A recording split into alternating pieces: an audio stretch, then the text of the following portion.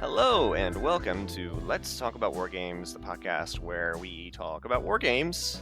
I'm Jack, and with me here today, as always, is Joe. Hi, Joe. Hello. And today, we've had a very special episode before. I think that was when we talked about how Nazis are bad. This isn't quite that special, but this is also another special episode, I would say. Because today we're going to be talking about DLC practices in video games, and specifically in wargaming, but we're going to talk about some non-war games as well. So Joe, Yes. you've heard of the Total War series of games, yeah? It may have crossed my desk a couple times, yes. Yeah, okay. So you've heard the news. We've discussed this a little bit, but just to recap, I suppose, for our listeners here.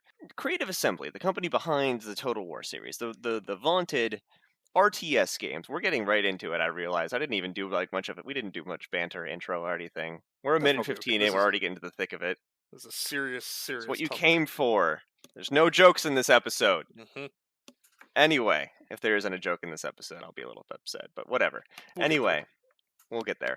So, the deal is that Creative Assembly created Total War Warhammer 1, 2, and 3. And the process of making these games is they make a big map with a bunch of different factions on it, and they all fight each other, and that's fine, great, whatever. And over the course of the first and second games, they sold DLC, which came in the forms of additional factions for the game. So, I don't think Wood Elves was in the base game for any of them, but they sold Wood Elves and Beast Men and added these guys, and then added more Chaos options and whatever. It's like, that's fine. I think it was like $10, $15 for new factions. I don't recall how much it was.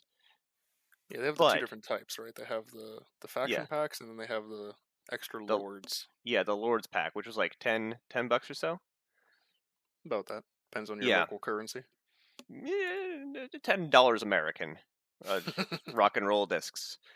And, that's fine. But they recently launched Total War Warhammer 3. I should say recently. Launched last year. But they've basically finished development on it, more or less. This is the last Total War Warhammer game for the foreseeable future. But they're launching a new Lord pack for this game. So new leaders for these factions. And the cost of it is, what is it, $25? Was it $20 or $25? So, I mean, look at me up in here, my Canadian dollars is $34 for Shadows of Change. For me, it's $25.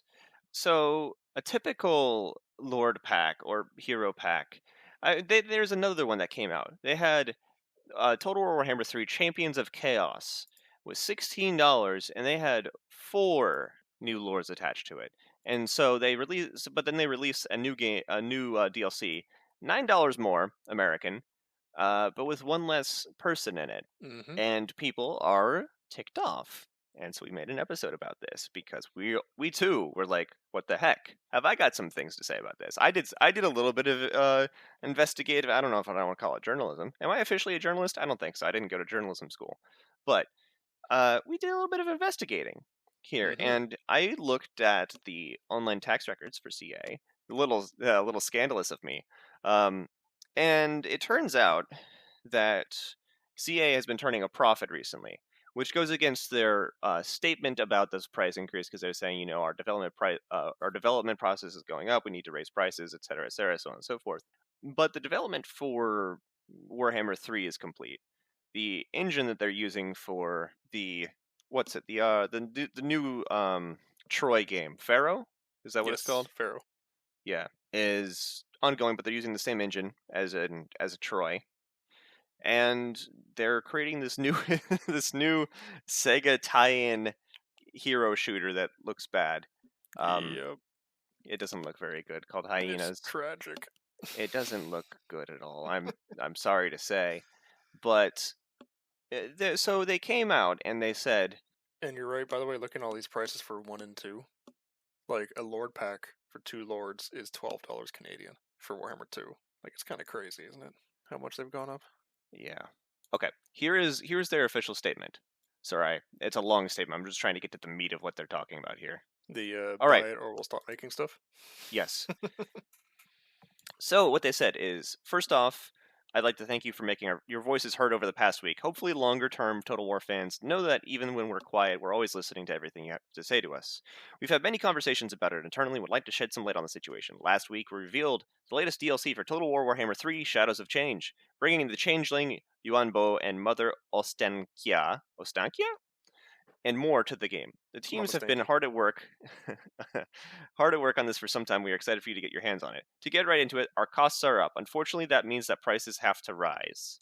We know any increase is going to be tough, which is why our prices have remained fairly stable over the past few years. The downside is that any increase today is going to be more noticeable. There's no good time to increase prices. We've not taken this step lightly. However, this is the business reality of supporting Warhammer 3 and ensuring we're able to offer the years of extra content that are currently planned. That said, we do need to challenge ourselves to ensure this cost still offers good value. Ultimately, that's up to each of you to decide, and we'll keep trying to balance that. Of course, we want more people to play. We want to continue to deliver content you're excited to see.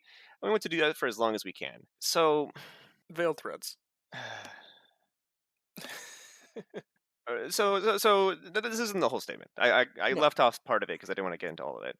But basically, I don't know if thread is the right word for it, but it's basically buy the DLC at the increased price, or we'll stop supporting the game that we have talked about supporting. Mm-hmm. And honestly, normally I'd be like, yeah, whatever. This is just normal video game developer practice. But this is exactly what happened to Total War 3 Kingdoms. So Yes. Total War 3 Kingdoms, they had planned to launch more DLCs for the game, launch more content, add in, I think it was more content for the northern factions, as a whole new sub-campaign, and I don't know if it was the game wasn't performing well, or they just changed their mind, but they had pledged to release this extra content, and then said, sorry, nope, we're not making any more content for the game. Thanks for playing. And that was it. And this again is, well, we want to make sure that we are going to have to be able to continue making good content for you, but you have to buy the DLC at the increased price. It seems crazy to me in the first place that they cut off 3 like that, or 3 Kingdoms, because I thought 3 Kingdoms was doing pretty well. Three Kingdoms was doing incredibly well, especially in China. So I'm still. It seems odd in the first place that they wouldn't be continuing with that, or why we even just lost that game in the first place. I'm not a business person myself. I'm not a big numbers guy. No one comes to me to do their taxes or accounting or anything like that. But I don't know what to tell you. I think it might just be a result of corporate going in the wrong direction. I suppose Because we need to put out a new mainline game. We need to put more people into Warhammer. We need to deal with hyenas. yeah, we need to redirect staff or whatever. But I mean, I don't know, man. It's kind of scummy that they've done this. They did this to one of the very popular games, and they're threatening to do that to another one now. And And Warhammer's been very I popular don't for want to. them. Maybe I should rephrase this. I don't want to say threatening, because threatening is, like they're holding a gun to our heads or whatever. But they're saying, if you don't buy our new product at this level, then we're going to stop supporting this thing that we said we were going to support for some time. See, And but ugh, part of that though is that would be fine if the game was complete, right? But there are still a lot of horrific bugs in Warhammer 3 that make playing through some faction campaigns unplayable at the moment.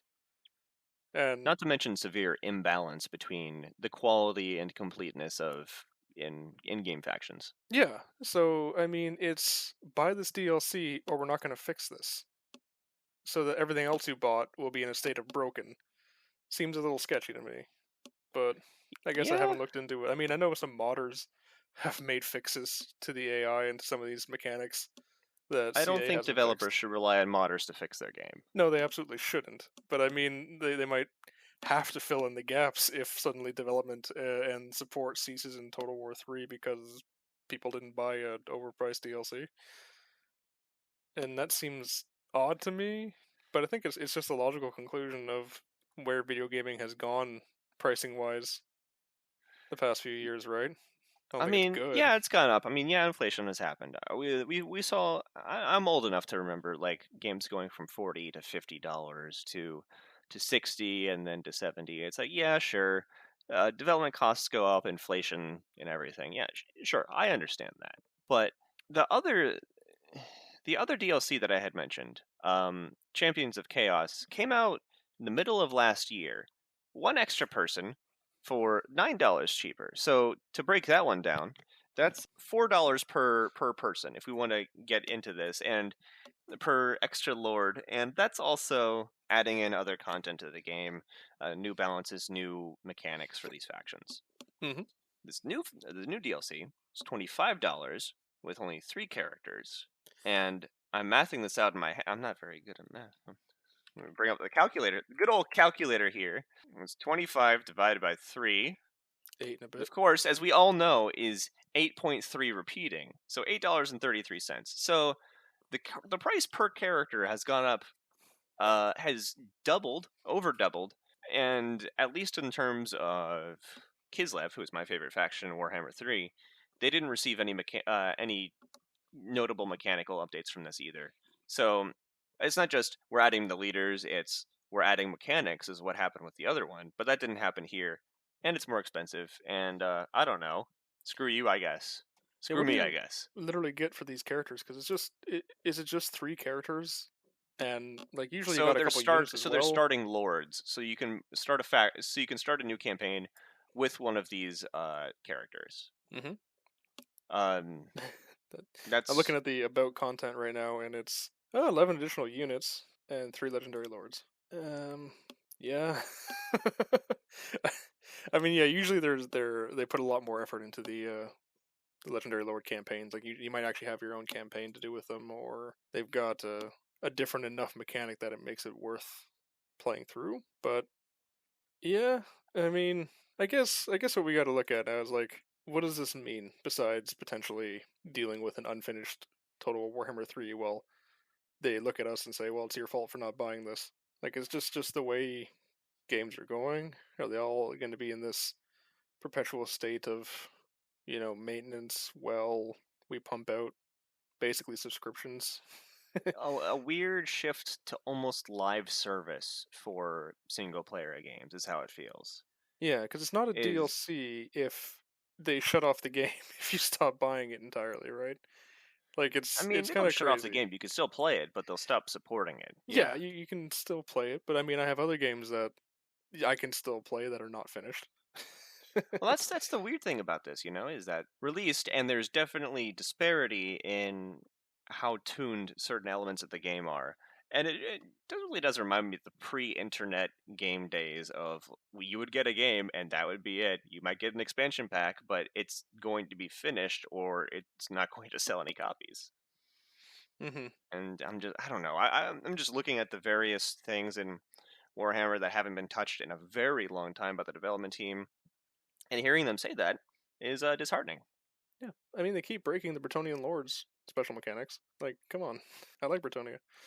So what we're Um, saying here is inside baseball, but the gist of it is if you don't play Total War Warhammer, they've tuned up parts of the game, but haven't touched others in years, and are saying if you don't buy this overpriced DLC, we're never going to touch any of this. No guarantee that they would anyway, to be honest, but there it is. Now, let's say we look at this because like they're not the only ones doing this. They're not the only ones No. doing this in the wargaming sphere. But do you see a difference in this versus, I mean, the other big name is Paradox, but then we also see it in like a variety of other games and some of the smaller ones, if we want to talk about that, you can kind of justify it by the fact that they're indie development studios where if you don't buy a DLC, that that's literally it for them. They got to move on to something else or it's lights off, right? Sure. But I don't know if we're at that with CA. Like I don't think CA is a CA and AAA Sega. studio. They're developing several games at the same time, one of which is a shooter. Sega is their producer. They're not going anywhere. These are Yeah. big time guys. Part of hyenas, by the way, is that you have to extract with your loot in the game, but they call it merch, and it's like Sega stuff. Yeah. It really Watching grinds my gears, I have to say. I really think everyone should go watch the trailer for it because it is just the most heartless, cynical looking thing, and I don't know. I don't even know when it would Late have stage been. capitalism, the shooter. Yeah, like who is it for and when? Because like I It's can't not for quite me. place the vibe they're going for. If it's like vague, I'm a Rick and Morty fan from 5 years ago kind of vibe, but it's not now, and it's not anyone I know. It's just it's full of weird self-referential. Like, do you remember the '80s? Do you remember video games? Like, okay. What if we made Overwatch, but not even nearly as notable, which is funny considering how Overwatch is going these days. Okay, but let's shift it a little bit because I want to talk about another game that I like a lot that also does pretty egregious DLC. Let him have it, Joe. But I'm gonna preface it, but I'm not that pissed at them for it. Warhammer 40k Gladius, Relics of Mm. War, because we have to have very large titles, right? Now this is Gladius a is the 4X yep. one, correct? This is a 4X civilization-like game with no diplomacy, where you pick one of the Warhammer 40k factions and you fight over a world. And I think it's great because it does get rid of that exploitable AI, rough AI for diplomacy that you get in a lot of these 4X games. Everyone is gearing up for a fight, so you know what you're looking for, and the AI is tuned to try and do that, and you get some pretty good games out of it. Now, if you buy the base game, you get 4 factions. There are now, if I look at the list here, 12 DLCs. Oof. Yep, 12? 12 DLCs. Oh boy. Now, the faction DLCs up here in Canada are $20 a piece. I think they're fun. I like the changes they make, and each faction does play differently to the point that it's a new experience. You're not gonna you play as Tyranids, it's gonna be very different if you're playing as the Eldar. But it does mean that if I look at all this DLC I have, this is like a $300 game. Oh man. I Does mean, does it go on sale often? Do the DLCs go on sale often? they do. They do go on sale often. And this is also from a small studio that is published through Slytherin. So like I understand in this kind of case that if I want to get more of this game, if we get more Gladius, I mean, it's not like we're not like we're sitting in a whole heaping helping of Warhammer 40k themed 4X games, right? That this is the way to get it, and the content I'm getting per pack for faction packs feels okay. I'm less okay with the random unit packs. For example, the fortification pack for princely sum of $7 Canadian gives you 70? 7. Oh. Seven I dollars was Canadian. really scandalized for a No, second. no, no, no. 7. 1, 2, 3, 4, 5, 6. 6 units, one for each of 6 different factions. That's it. If you really wanted to play with a big mech in your orc army, you had to get this DLC. Then there's other DLC that I mean I like, but I get that it's something people just probably wouldn't always get. There's one Lord of Skull DLC. That's nice and cheap, $4. But it just spawns like a super powerful monster on the on the game, and it'll just wander around trashing everything. Like, shouldn't that? It feels like it should have been a free update. Hey, you want to add the Yeah. Lord of Skull to your battle? Tick this box. Not $4. I mean, it's More funny games when need to it do shows up. free updates Yeah, rather than make stuff like that all paid. yeah, and that's the thing. Like, it's this company seems to have 2.5 games. Pandora First Contact is another Slytherin produced 4X game. Didn't do so hot, and then they're making what looks like another 4X game.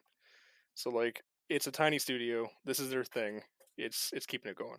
I mean, do I like it? No, but I get it, I guess, and I feel less grumpy about buying into this, knowing that I like the game and that I'm getting substantial amounts of content for each faction pack. But I mean, I can see people being turned off of this kind of game when I think this even happened in their Discord, where the base game was on sale, and I'm like, hey, this is a great game. You guys should play it.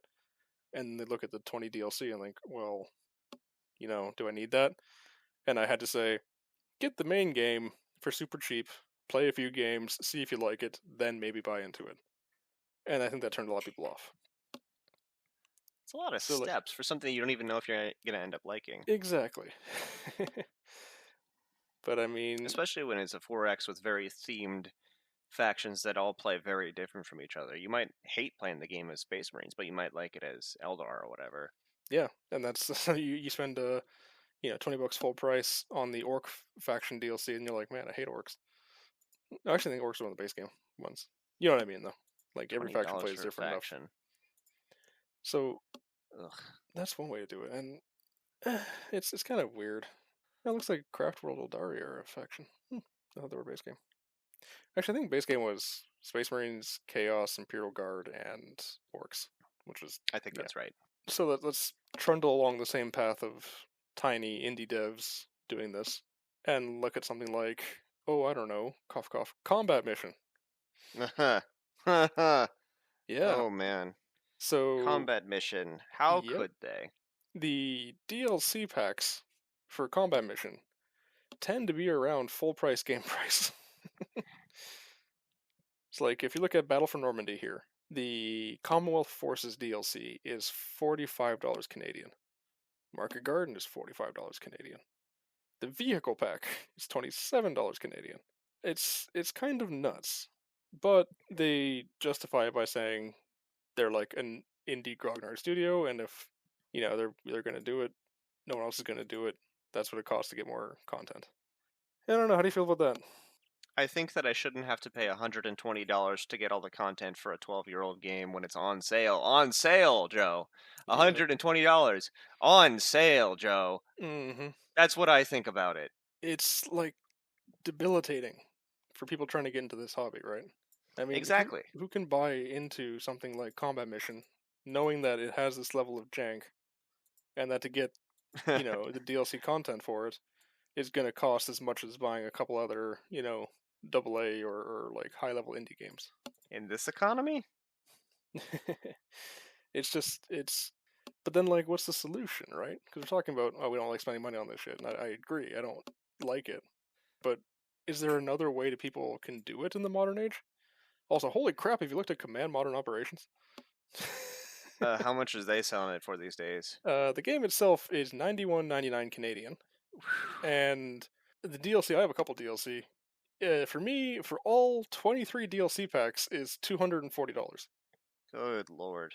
I mean, that's a lot of DLC at least, though. 23. Yeah, But that's like $10 per DLC. I guess that's not too egregious. yeah. Some of them are $20. Like, here's a war. Like, you want to play Desert Storm, and some are smaller ones. So I mean, there's a lot to it. There's a And high yes, level of detailed simulation there. I can forgive the base games being this expensive, especially because CMO came out relatively recently, like a couple of years ago, if I'm remembering right. yeah, the most modern But Battle for release date. Normandy came out in like 2011, I think it was, and that's still full price $60. And I don't know, it is, as you said, a barrier to entry into the hobby, and I would personally say also a poor business practice. I think more people would be chance to buy the game, play it, and maybe buy your DLCs if the base game wasn't so expensive. But also at the same time, more likely to buy the DLCs if they weren't $40 or whatever. See, I wonder if we can pull this into Rule the Waves, because it's not the same thing with DLC, but the same thing with accessibility and our very niche hobby of computer wargaming, where there are 343 user reviews that are very positive right now for Rule the Waves 3 on Steam. I don't know the reach the game had before, but it definitely has reach here, and I Yeah. put good money down that more people are playing Rule the Waves, even for it just having the accessibility of being on Steam and not having to like send a pigeon to a dude to get him to authenticate your code. So like the the thing that I guess would be nice is if there's a way we could get people access to these kinds of games without it being such an Hyper egregious expensive, yeah. buy-in. Because like, who now would play Warhammer Total War 3 right now, buying the base game, and then looking at all the factions not available because they're stuck behind DLC? And the same thing goes for Paradox. I mean, Well, anecdotally. let's talk about Paradox. Let's talk about Paradox for a minute, though. Yes, There, yes. Joe. Start us off there because I got some things to say about Paradox too. All right, I'm cracking my knuckles. Listen here, you Swedish bastards. Look, Paradox, what are you doing? How how are you? Europa Universalis 4 is a game that they are still actively supporting, still creating DLC for, which is great. But Is it how do though? they expect anyone to get into it when so many of the mechanics are stuck behind DLC over this 11, 12-year career of this game? And they have so much of it. Let me go and look at the Steam page right now for Europa Universalis 4 and tell you how many pieces of DLC there are. There are 43 pieces of DLC. For all of them, currently there I should note when we're recording this, there's not currently a sale on any of this. For all of this, and some of it is, to be fair, additional items such as music, unit skins, the history lesson items, which are neat, I will say. But all of that is $455.11. I will remove $5 for the fact that one of them is the expansion subscription. I'll get to that in a second. So $450 for all of the DLC for Europa Universalis 4 over these years, and in order to play it reliably these days, if you want to play any mods, play Anbanar. Please play Anbanar. It's very fun. If you want to play even the game to the full extent, or to even like make it enjoyable these days, you'd want to bring some of the DLC in because as a base game, it was okay, but it wasn't very full. There wasn't much to it. And even then, some of the earlier DLCs have things that have been rebuilt and re-expanded on by the more recent DLCs that have come out. I'm looking at this, and out of this, there are. I'm just quickly looking at this here.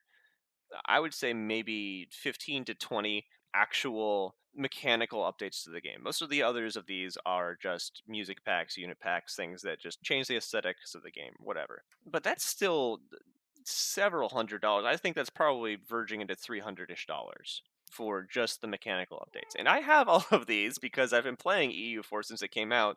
So it hasn't felt like much to me. It's just like, oh, a new DLC's come out. Yeah, I'll drop $20 on it, whatever, you know. But That's what they want. and They want the long but player. that's what I am.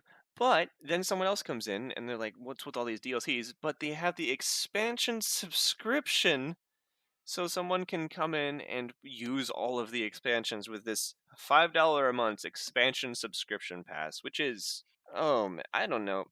It's the logical I don't conclusion. have the Xbox Game Pass. I want to say to start with, but This is the logical conclusion of the DLC model that we're looking at, right? It yeah, just goes directly into games as a live service, and then you're playing an yeah. MMO. Oops. Subscribe to this. Oops, all MMOs. We ended up here.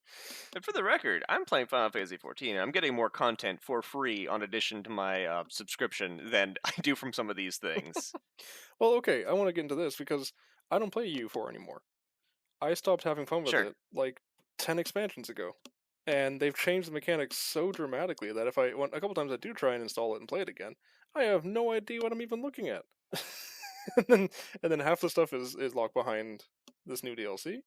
So like the game I liked, I don't even So you get recognize. like half the mechanics of the updates since then, because half of them are free, but then to Yeah. really get into and use those updates, you have to pay for the expansion. But I liked the game the way it was, you know? So this is the opposite extreme of the we're not going to support this anymore approach of Warhammer, right? Is we have to keep changing things to justify the fact that we are still selling DLC for this I 10 mean, years after the fact. I guess you can roll the game back and play older versions, Yeah, but but should I be literally sifting through release notes to find where I enjoyed it and then trying to roll back to a game file that plays the type of game I wanted to play that I remember yeah, playing? we're for EU4. We're at like game 2.5 or 3 now. We're at like EU4 2. Yeah, like it's. I mean, I remember there I mean, being. Stellaris is like at like 3.0 now or something like that, isn't it? Oh yeah. I mean, that's the one I just got that because my friends wanted to play it. So I just got some DLC for Stellaris and played up a game with them. I recognize like none of it because I played it a lot on launch and I enjoyed it. Got a couple of the DLCs when it came out, and then I just went back into it because people want to play multiplayer. And like the planets are all different. It's totally different. It's probably fine now. Stellaris, for the record, since we're talking DLCs, For all 22 DLC for Stellaris, we're looking at $268. Oh, gross. And most of those are actual in-game content that does something. Yeah, I mean, I'm can build megastructures now. There's different diplomacy options. Like, Different species, yeah. yeah, I get it, but also, We're at am I 3.9 for Stellaris, actually. I'm looking at uh, the latest update. like, is it just, are we just doomed to this? Or are we stuck in a point where we're gonna get? Every game is live service now, Joe. Every game. I mean, yeah, right.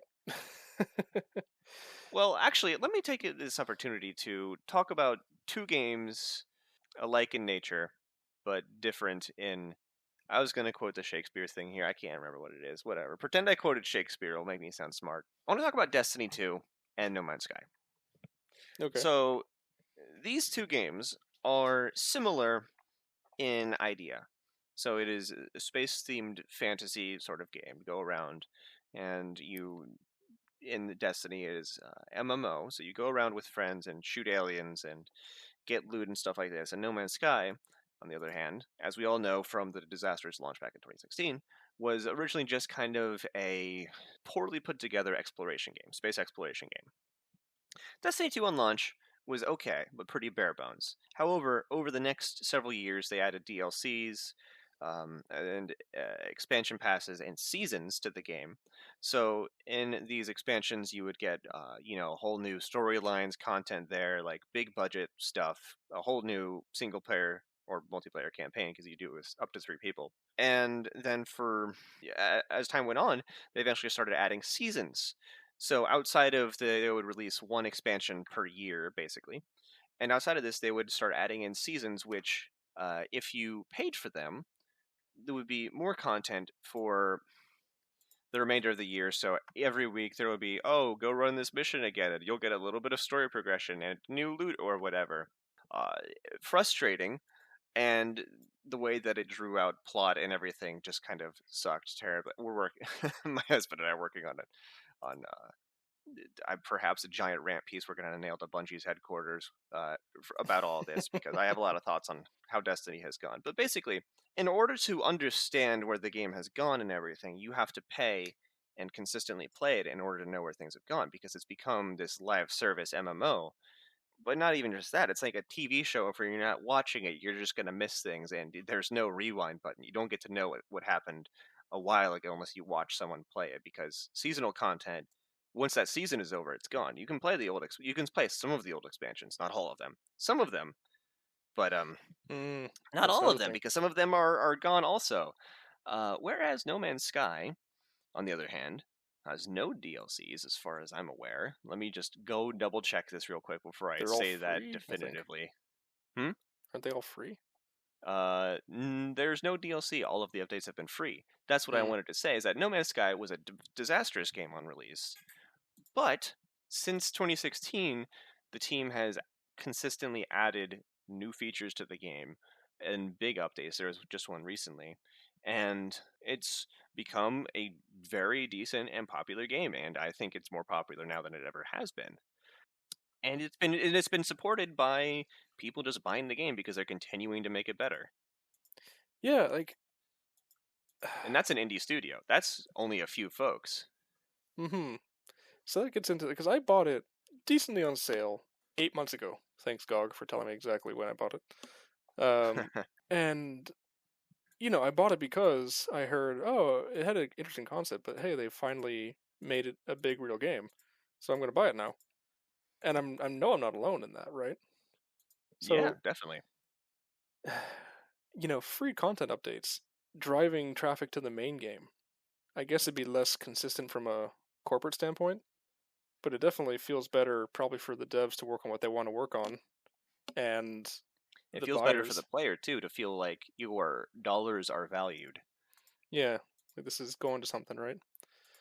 And it's not going to be, it's not buy this subscription in disguise or we stop bug fixing this game. I wanted to mention one other thing actually about Destiny before we move on here Hmm. is that the latest spit in the face that Destiny has done to its remaining players because the player count is going down. Good for you guys.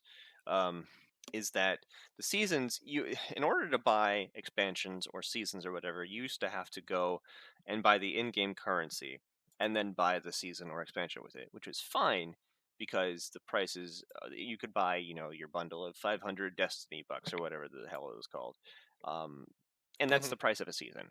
They've changed the price of seasons to be more, but they didn't change the prices of the pre-existing in-game currency model. So if you're No. following what I'm saying here, is that you can't buy exactly the amount of in-game bucks you need to in order to buy a season anymore. You have to buy more, and so they are essentially overcharging you per season, Oh, and boy. it is. So even though the season is like I think it's like $20 now. There isn't a $20 option. It's like a $25 option or something like that. So you still have to give them even more money for this, unless you buy the season pass to begin with. I think that gives you a discount. But come on, man, Yeah. that's really Yeah.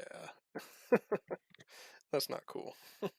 But it's like, where are we at in this industry then? Because, you look at stuff like Dark Souls and Elden Ring and all that, where they have a very limited focus, and it's a very light budget in comparison to these AAA games. And then they make I decent think money. Elden Ring had a pretty big budget, but Okay, Elden sure, Ring being the Dark latest Souls one, yeah. didn't. Dark Souls was Demon Souls, Dark Souls. They did not, right? And you can tell Sure. there's a couple jank things with them, but a good game with a lot of passion, people bought into it, right? Like a lot. Is that the way to do it? Like, are we just putting too much money into games and therefore expecting too much return? I don't know. I Everything don't have costs an too much answer. money these days. I think that's part of the problem. They get so much money they don't know what to do with it. It goes down uh, a hole somewhere. it goes into hyenas, It goes into hyenas. That's right. and that itself, I mean, it's just such a soulish, you know, cash grab in the first place, right? If you could think of a bunch of guys that never played video games in life in a corporate room saying, "All right, we got to do one of these hero shooters because my kid talks about Overwatch," Which and is they're no like, longer popular. "Yeah, I don't know. It's rough." Like did you hear about that dinosaur game that came out recently?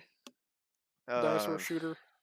I know what you're talking about, but I don't remember the name of it. I already forgot it too, and I'm pretty sure that game's forgotten They had too. like a Terminator crossover or something like that with it, didn't they?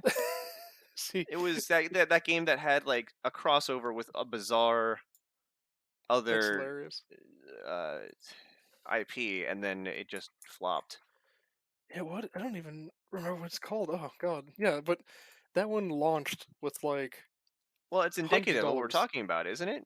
Yeah, it had all this Because DLC from the gate, and the game wasn't finished. and no one bought it. No.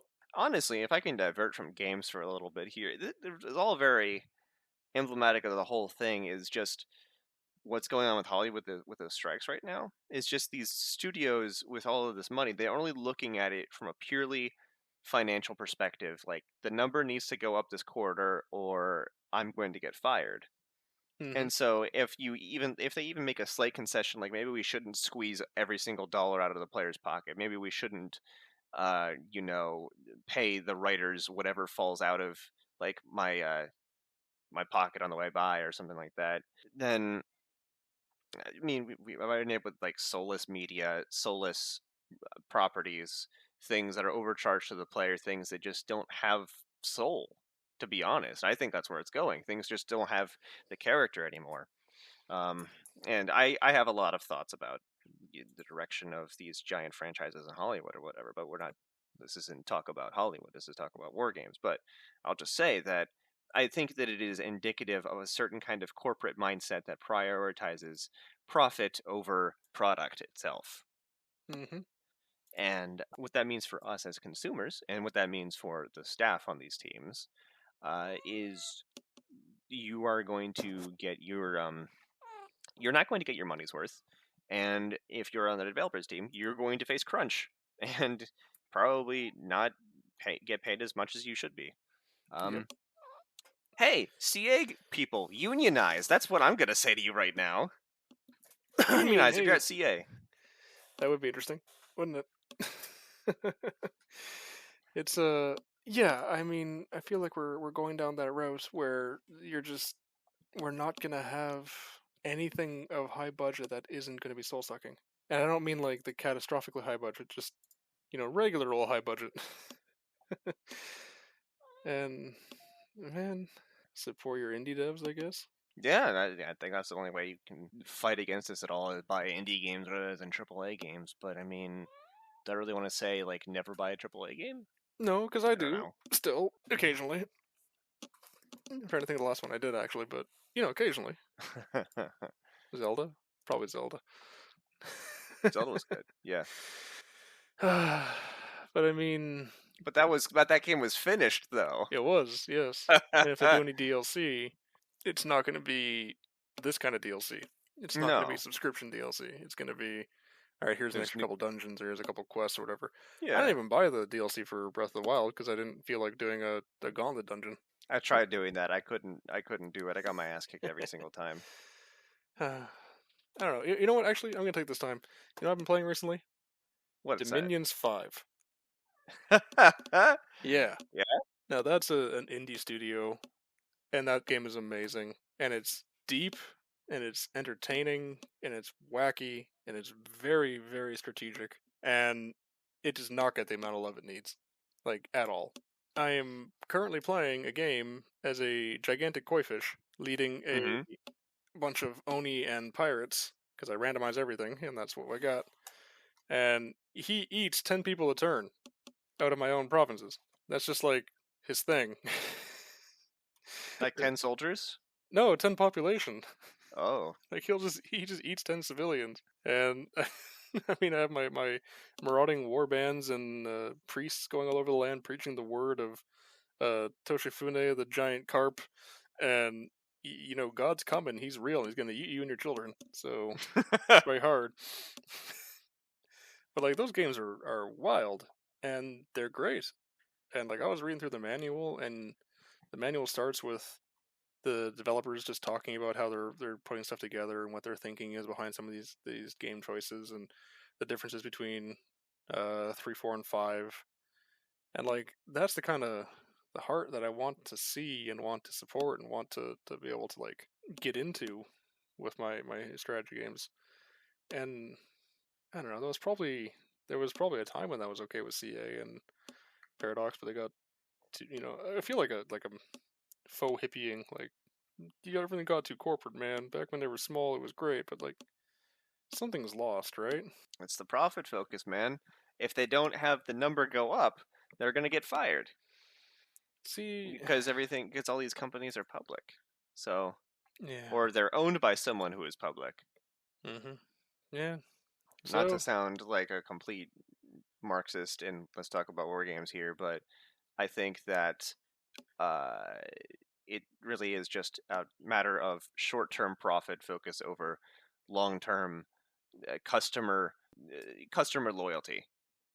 I yeah, think is the and way to that's the put thing. it. If they can squeeze enough dollars out of us now, it'll be the next guy's problem when no one wants to play the game anymore, right? Yeah, That sounds very much like our world's stance on the climate and enduring problems in other parts of the planet. but And we're the next guy. yeah, yeah, we are. Keep looking at my friends' little kids and thinking, I'm sorry, guys. Uh, I don't know. Not to get doomer on Maine here, but I'm looking at my finances. I'm like, I don't know how anyone my age has kids, and I'm doing okay. Yeah, it's rough out there. And it's too bad that we're seeing that kind of mindset, I guess, where you think we'd have some more artistic leadership in media. Now we're all getting squeezed. Yeah. Not Well, everybody can do the giant koi fish game. yeah, you should put up a tutorial for Dominions 5.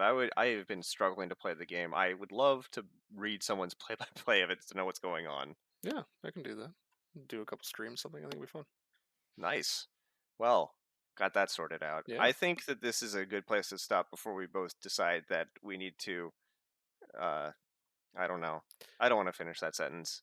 Let's talk about the DLC model of Warhammer 40k's army books. Oh God, Nah, I think it's a good time to stop. I don't want to do. I don't want to. I don't want to get into that. Well, thanks as always for listening to us. Sorry that today wasn't the most fun episode, but I think it's a conversation that needs to be had and Yeah. uh, Guess we can't tell spread. you to support or not support, but just it never hurts to look into these kinds of things when you're giving your money to these companies, if it's something you want to support or not. And hell, if you feel like you're gonna get the kind of content you want out of that DLC, then by all means. But I mean, yeah, I never don't think I'm don't gonna be spend doing money it. on something you want to spend money on in this case, but just I guess think about the repercussions Yeah, of telling CA it's okay to increase the money like that, or telling Destiny, yeah, it's okay that you're overcharging us for the seasonal model, or what have you. maybe Warhammer 3 needs to die Uh, so that others may live.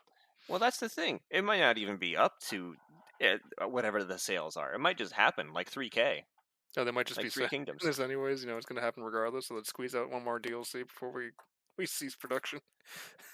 For all we know, I mean, they Yeah, said you're they were right. going to continue supporting the Three Kingdoms. Who knows? Who knows? Well, this has been a very cheery episode, but thanks for listening to us. We'll do a fun one next. Well, yeah, we'll do. I don't know. Put clown noses on and honk them every 5 minutes.